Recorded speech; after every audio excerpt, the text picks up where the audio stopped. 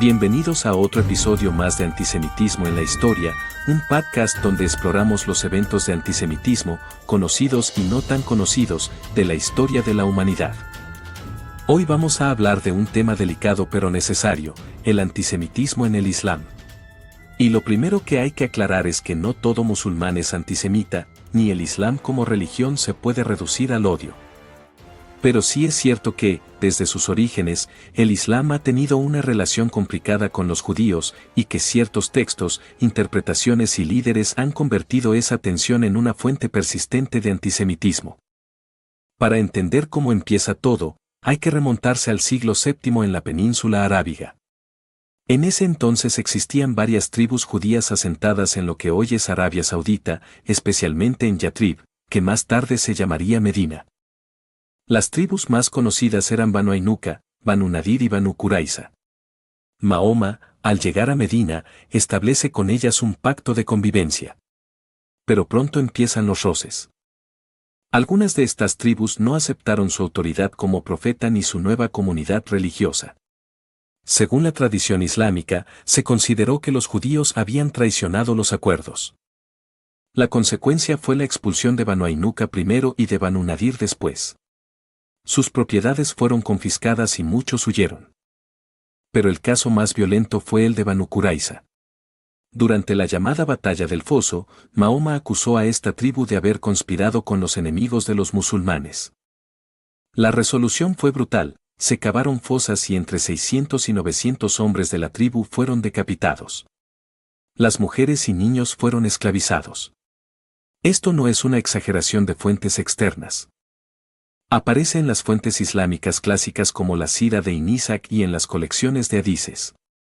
Durante siglos, este episodio fue interpretado como una muestra del castigo divino hacia los judíos por su supuesta traición. Un poco después, Mahoma encabezó la campaña contra la comunidad judía de Jaibar, al norte de Medina. Los judíos de Jaibar no habían participado en las batallas anteriores, pero eran una comunidad rica y bien organizada.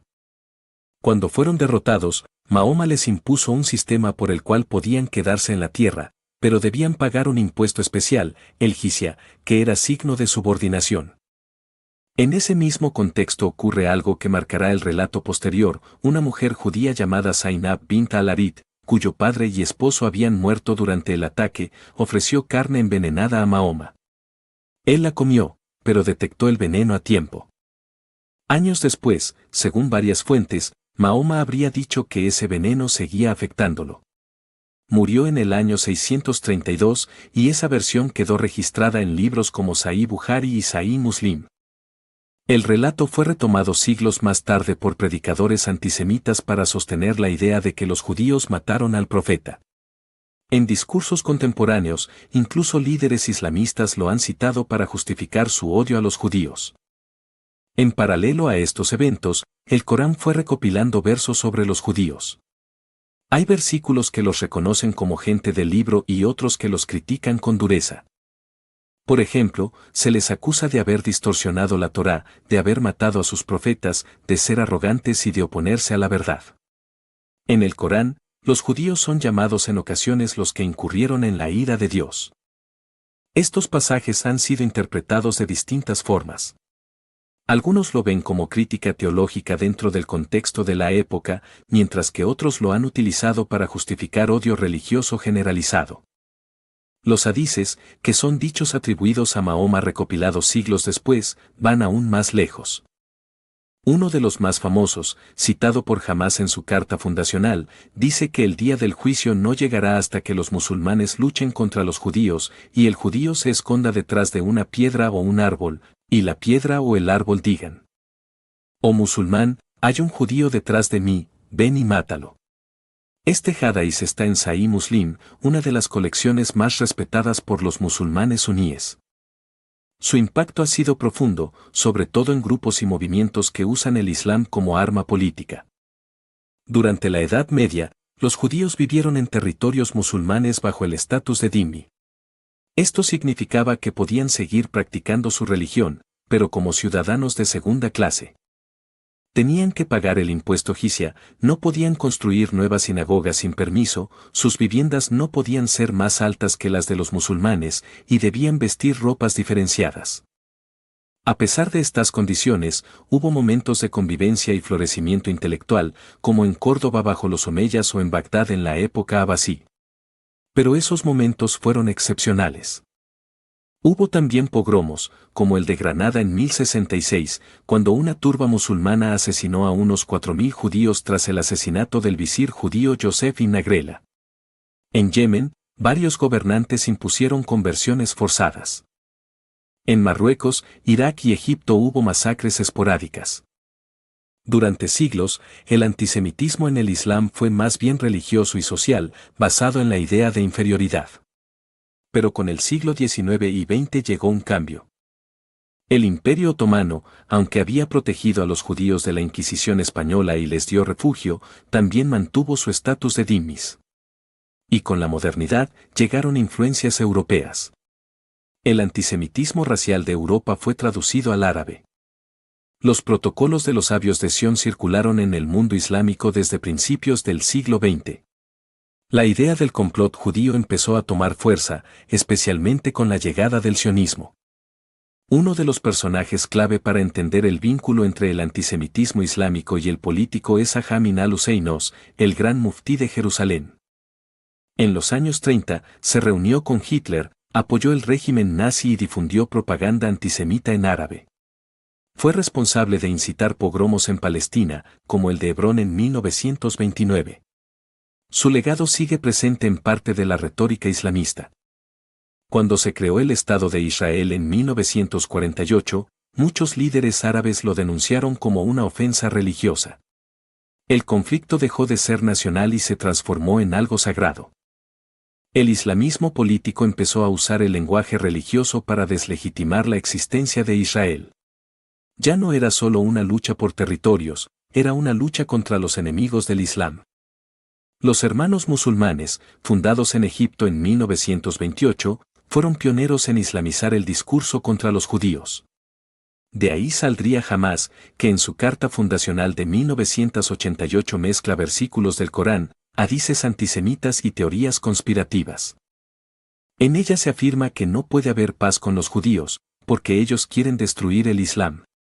Los medios como Al Jazeera han servido en ocasiones como plataforma para difundir este tipo de mensajes. En 1979, con la Revolución Islámica de Irán, el antisemitismo adquirió un carácter institucional. Jomeini llamó a Israel el pequeño Satán y convirtió la destrucción del Estado judío en un objetivo estratégico. Irán no solo niega el Holocausto, sino que financia a grupos como Hezbollah, Yihad Islámica y Hamás. Sus líderes han hecho repetidas declaraciones sobre borrar a Israel del mapa. En Irán también hubo una limpieza de su comunidad judía, que pasó de más de 100.000 personas antes de 1979 a menos de 10.000 en la actualidad. En el caso palestino, la OLP de los años 60 tenía un discurso más laico, pero desde los 80, con la aparición de Hamás y la radicalización del conflicto, la dimensión religiosa tomó el control.